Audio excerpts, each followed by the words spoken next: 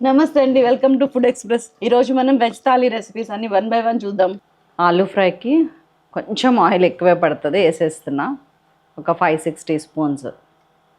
ఒక ½ tea spoon మినపప్పు, ½ tea spoon శనగపప్పు, కొద్దిగా ఆవాలు, కొద్దిగా జీలకర్ర, కొద్దిగా కరివేపాకు, అల్లం వెల్లుల్లి పేస్ట్ ఒక 3/4 teaspoon, 2 medium size onions, ఒక 5-6 పచ్చిమిరపకాయలు, ఉల్లిపాయ జస్ట్ 2 minutes మగ్గగానే మనము ఆలుగడ్డ వేసేస్తున్నానండి. ఇది ఒక 1/2 కిలో కంటే కొంచెం ఎక్కువ, 300 grams ఆఫ్ ఆలుగడ్డ. కొంచెం ఒక్క 1/2 టీ స్పూన్ పసుపు, ఒక ½ టీ స్పూన్ ఉప్పు కొంచెం తక్కువ వేస్తున్నానండి, 1/2 టీ స్పూన్ వేస్తున్నా, ఎందుకంటే నేను దీనిలో ఒక పొడి చల్లుతాను, దానికోసం. చక్క అన్నీ వేసి బాగా కలిపి ఇట్లా ఆయిల్లోనే మగ్గనిచ్చి ఉడికేటట్టు చేయాలండి.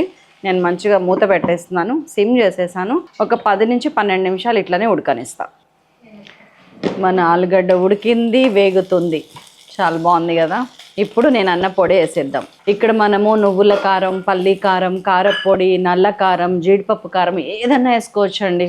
నా దగ్గర ఇప్పుడు సైలాస్ కిచెన్ది ఇడ్లీ దోశ కారం ఉంది. దీని టేస్ట్ అదుర్స్. బ్రేక్ఫాస్ట్తో పాటు ఇట్లా కర్రీస్లోకి చాలా బాగుంటుంది.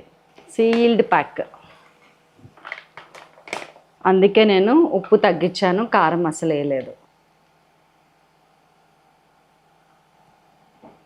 బస్ ఈ ఆలూ ఫ్రై స్పెషల్ టేస్ట్తోనే ఉంటుంది. ఒక్కసారి ఉప్పు చెక్ చేస్తాను. Super taste. ఇంకొక స్పూన్ వేసినా బాగుంటుంది. 3 టీ స్పూన్స్ ఫుల్ సైలాస్ కిచెన్ ఇడ్లీ దోశ కారం. That's all. మన ఆలూ ఫ్రై అయిపోయిందో.